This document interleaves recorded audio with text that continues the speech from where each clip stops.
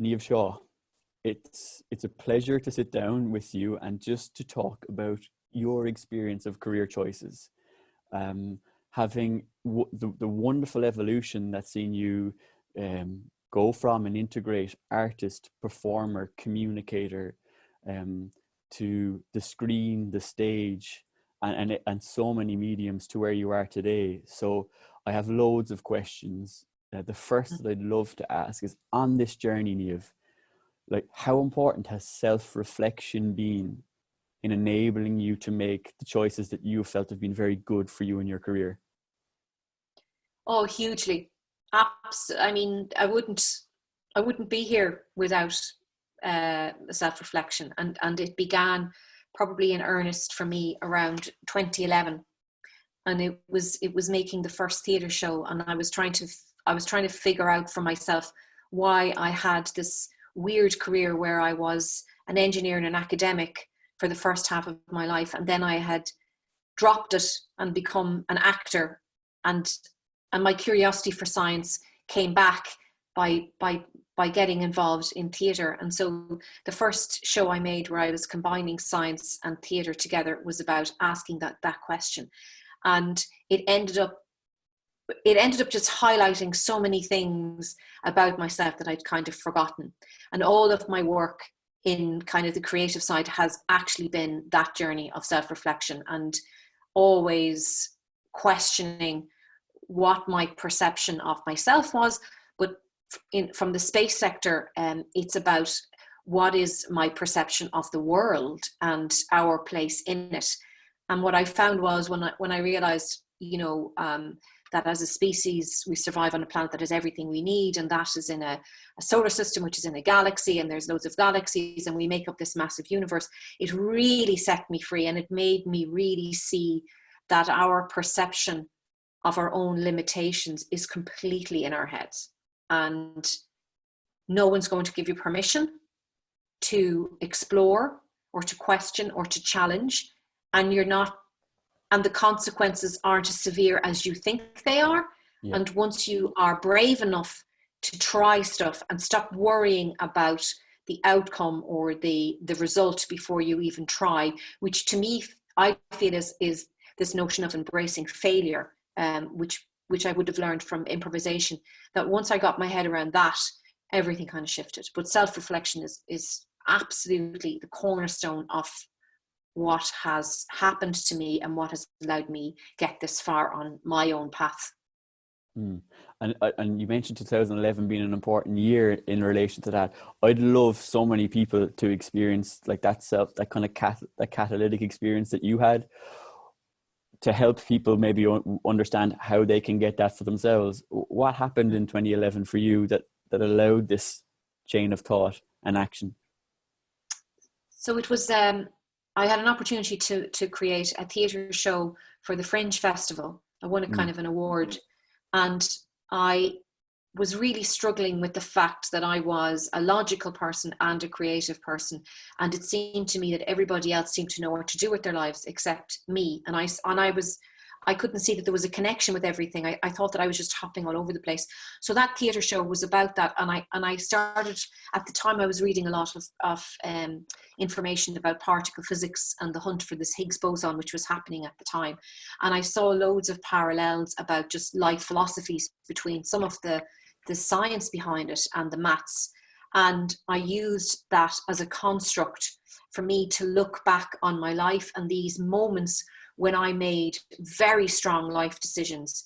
And it made me kind of consider whether I had made peace with those life decisions or whether there was still something there for me. So the life decisions were like, I made videos as if those lives were still existing as part of the show. So it was like the person that stayed in full-time research, the person that took that job in New Zealand, the person that wanted to be a ballerina as a child, the person that wanted to be an astronaut as a child. And I was able, so making those lives, I had video that I could kind of, made to make them look like they were still alive. And we came to the astronaut one, and a really interesting thing happened, that I contacted the European Space Agency and they let me borrow a flight suit, but I couldn't even imagine what that life would have been which was really interesting to me. And so all I could do was watch science fiction while in this flight suit. And the more we were recording, I started feeling extremely uncomfortable in the suit. And it became really clear to me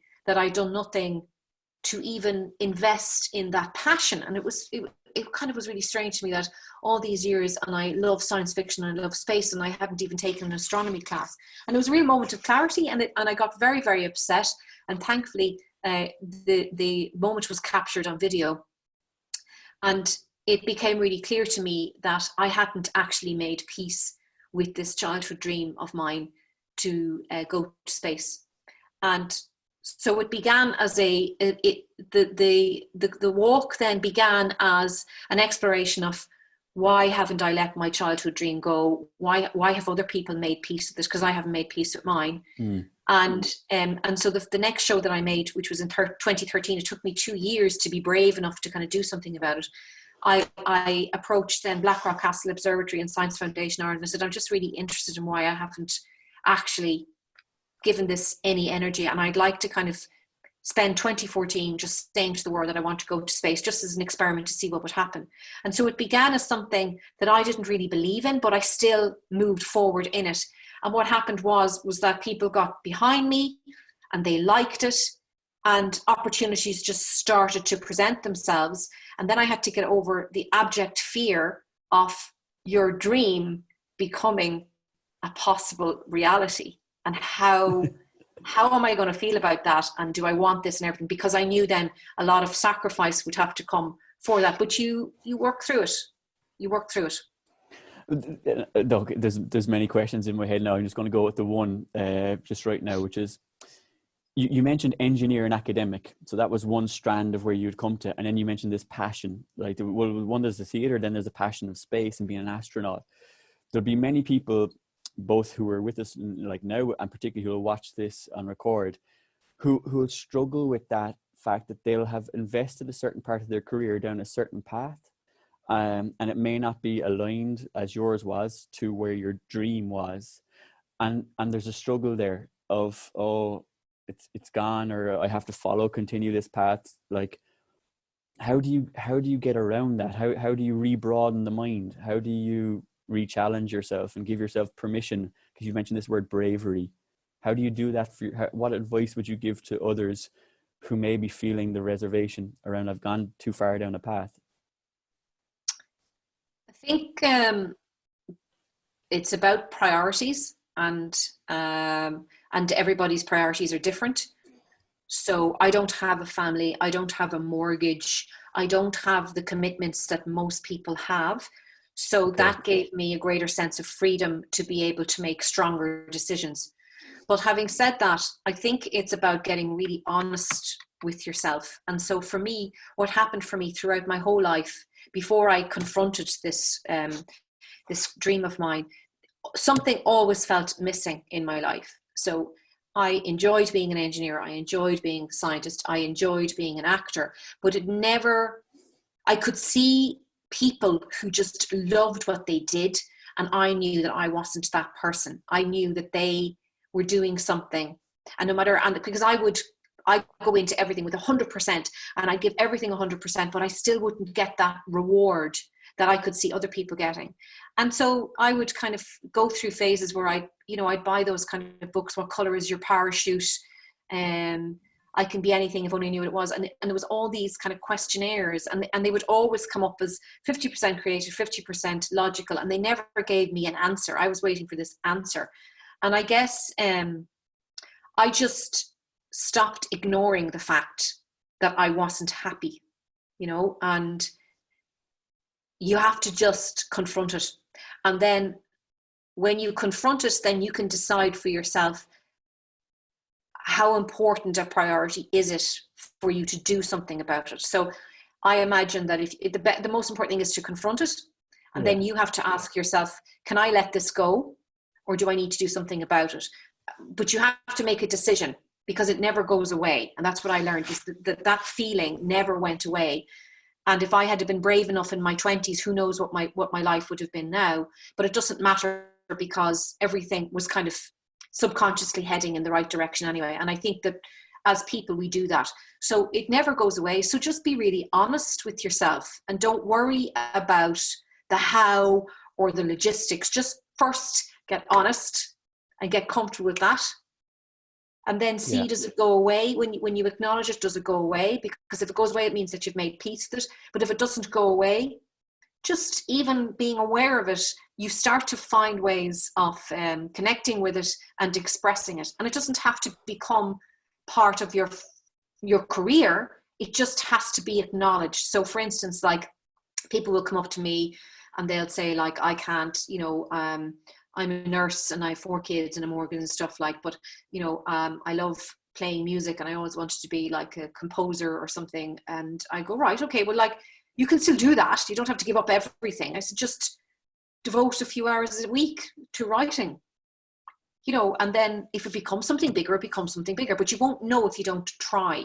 So it's acknowledging and just be brave enough to just make a step forward in that direction. And if you get bored, then you're fine. But if it starts to grow, then you're heading in a new direction, and just let it happen. Don't worry. Just listen to your innate understanding of what you really want. And what I love about that is that you've now taken the pressure off. You've broadened career choice to choice, which is that if you are married with kids and if you do have a mortgage, that you can make a choice around it. That doesn't necessarily mean that you have to change career fundamentally. You as you say, you acknowledge it and try and bring it into your life. But there's a word coming. There's 2 words coming up: fear and bravery. Fear and bravery. And you're someone who's clearly got comfortable with both. So there's people who are going to be here and people watching this who will be at a different level of comfort around the fear and bravery that's coming up around career choices. What advice do you have to them to get comfortable with those 2 sensations? I think if you're afraid, it means that you're doing something that matters to you, because you worry, is it enough? Am I enough? Is it good enough? And it means that you're challenging yourself. And fear is something you just get used to, and you realize that fear is a state of mind and it has no consequence other than the way it makes you feel, because you have a moment of fear, but you can't determine what your future is, whether you have that moment of fear or not. So there's a great video that Will Smith talks about jumping out of a plane, and how, it's kind of like the fear is the only barrier between you and jumping out the plane, but the fear has nothing to do with the physical activity of jumping out of the plane. It's just something that's going on in your head. And it's about really understanding where the fear is coming from, and more than likely it's coming from a place where you care so much about something that you don't want to do it badly, or you're afraid of people telling you did a bad job, which means you care about it. So fear is the opposite of kind of something that you're very excited about. That's the way I kind of look at it now. And I've just gotten used to being afraid all the time.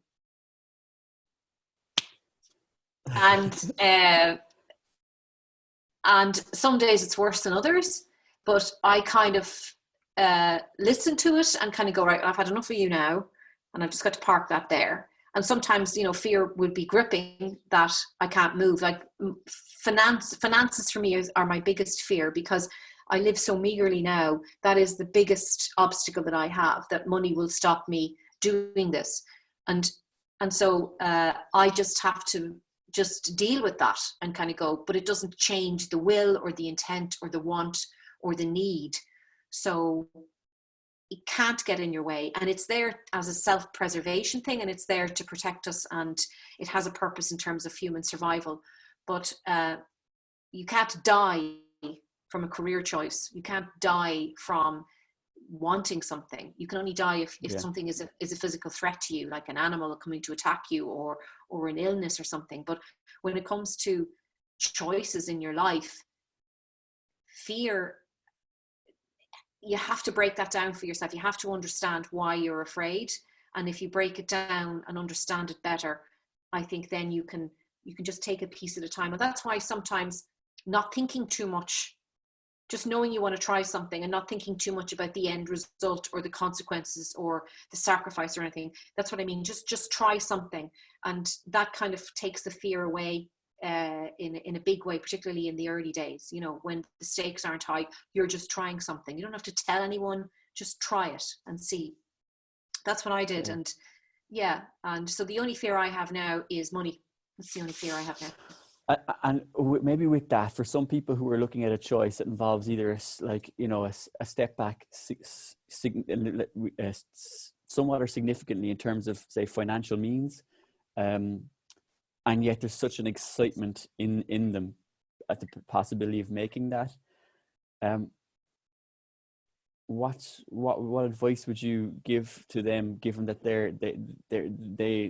in conflict, those two feelings? And if this is the last question, perhaps what advice would you give them in relation to that? Because it might be a real consideration for someone who's watching this. I think it is. I think it is. I think for people who have mortgages, who have families, who have commitments and obligations to other people, money is a very real fear. You know, I mean, I feel it all the time. And that's what I mean. It's about you deciding everything comes at a cost. Yeah. And there's always sacrifices in life, in everything that we do. And so that's why it's even more important to live your best version of your life, because there are always compromises and sacrifices in everything that we do. So it's about priorities. It's back to the idea of priorities again. Is like, what is it? How important is this career change for you? And what are you prepared to do to make that shift in your life? So for me, my sacrifices were just keep my income tight and keep my outgoings even tighter. Like, so not to take on a full-time career, that I had to be in charge of my own career. So I had to set up my own business, and all the worry and fear that comes with that. That's the sacrifice. And living very meagerly, living on, you know, very little, takes my fear of money away. So that's what I did. I just simplified my life. I got rid of anything. I'm practically debt free, because that means then that I only just literally need money to live, and then money to go on my different space adventures and all that. And so that's how I coped with my fear. But there's a sacrifice to that. So the sacrifice is that I don't go out. I don't really socialize in the same way that other people. I don't take holidays. I don't have a house or any security, but that's okay, because I know why I've made those sacrifices, and I'm happy with those, and I'm comfortable with those. And then personal sacrifices, you know, I was in a relationship for 13 years and that had to end, because I couldn't be the partner that I had to be in a relationship, because my passion was all consuming. And so I had nothing to give somebody in that relationship. You know, they needed a more formal kind of relationship, and I just couldn't sustain that. So, you know, there are always sacrifices. So it's about asking yourself, really, really knowing. It's back to the self-reflection thing, John. You know, you just really have to know, who are you? What is the thing that gets you up every morning? What is the thing that matters most to you in your life? And just devote all of your energy to that. And if it's your family, then that's the most important thing. If it's gardening, then that's the most important thing. If it's baking, then that's the most important thing. If it's something creative, it's that. If it's the job you're in now, then that's the most important thing. And so everything then falls into place around that. And that's the best advice that I can give. And if something feels missing in your life, I can guarantee you that something is missing. So you need to do the work to figure that out. And when you figure that out, you'll be a lot happier and you'll be a lot nicer to be around.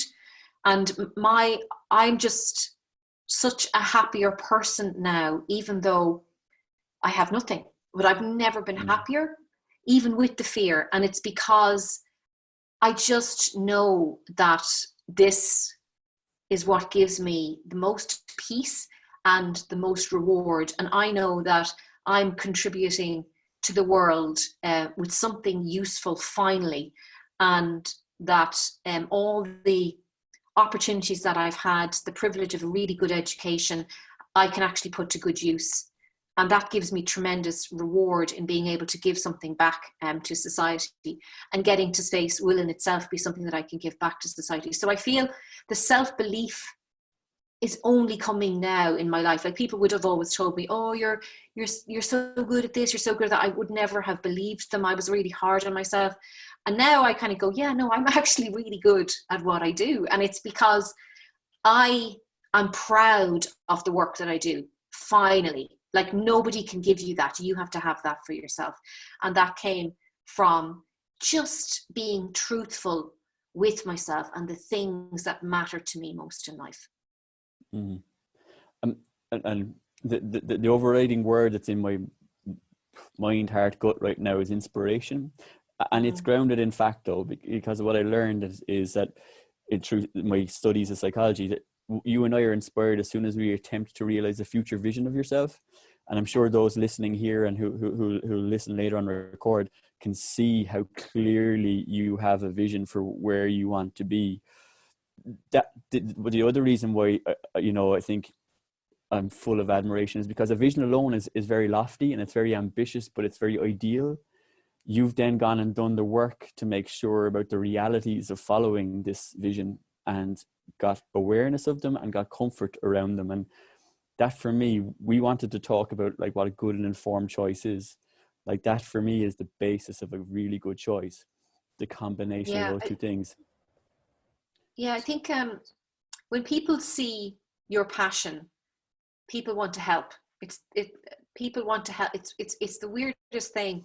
If you're brave enough to just be honest and about what it is that you love, it's incredible. People just want to help, and people are so supportive. And it's like we all identify with what that is, in the same way that I could see people that were passionate about their jobs. I could tell the difference.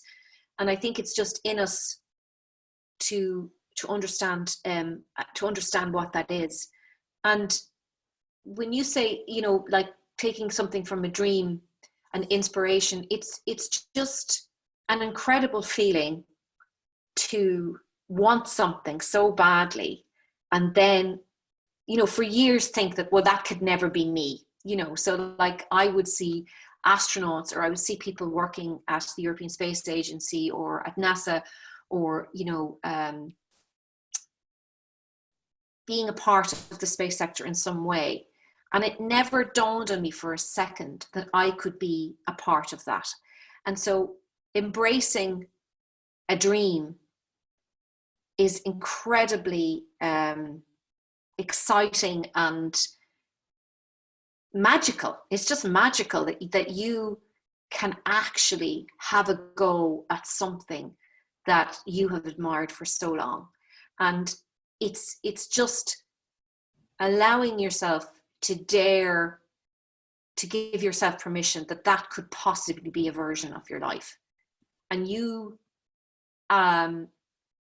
even just making a step in that direction is often enough, so for people who don't want to change their career, but they still feel like they have this burning desire to do something, even just doing a course about it, or going to a talk, or just embrace it in some way, gives you tremendous satisfaction.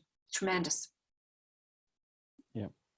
That sense of connection I'm feeling, just whatever way you can get it.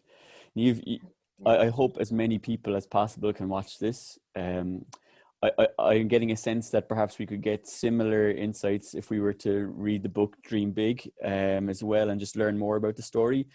Where for someone who is interested, where would someone be able to get this, given the world that we live in just now? Yeah, I think there are some copies still on sale on Amazon. I know that the Mercier warehouse has stopped now fulfilling all the online orders, but they said to me that Amazon and the book depository websites, they're going to keep sending it out until they run out of stock for now. And then if you are comfortable with reading a book electronically, you can get it on Kindle, no problem. It's available on Kindle right now. So yeah. Okay. And given the hopefully this video will last a lot longer than this current space we can get in our bookshops, I believe, when we all restore to normality, please God. Yeah, yeah. But just before you finish, I just want to, yeah. I want to acknowledge that you had a part to play in all of this. You know, let's go back to 2014 when I was making that show, and I devoted that year to saying, right, I'm going to try to get to space as an experiment and see what happens. And it was really interesting because that's when we started working together, and you were rolling out a course in networking, and you had you'd provided this kind of structure of looking at your network to see if you can connect with people that you strategically need to meet. And we both set each other homework. So you set me homework to meet Helen Sharman, which is the British astronaut, the first British astronaut. And you wanted to meet the Doctor of Happiness or something, or who did you want to meet? Andrew Oswald in University of Warwick, the Professor of Happiness. He's nicknamed. Yes, correct. Well, and we both did it. Yeah, it took me a bit longer. I finally met Helen Sharman last year, and I told her when I met her that she kind of kick-started this whole quest of mine, because just you setting me that assignment made me realize that actually meeting an astronaut isn't as difficult as you think. So I used my network. So there was a few people that I knew, and they did actually connect with her. She just never got back to me, but they actually did have a conversation with her about me and me wanting to meet her. And so when I met her last year, she says, yes, I know. Such and such told me about you. This person told me about you. So having that conversation and just even that small structure of looking at your network, you helped me start to understand that you just begin and you start with what you know, and then you work from there. It's absolutely my pleasure, Niamh. And I know that you're helping people on a very regular basis with journeys that they're considering, and you're going to help any person who watches this. So thank you so much for your time, and I'm looking forward to continuing to support and watch and enjoy what you're doing. Thanks, John. Thank you.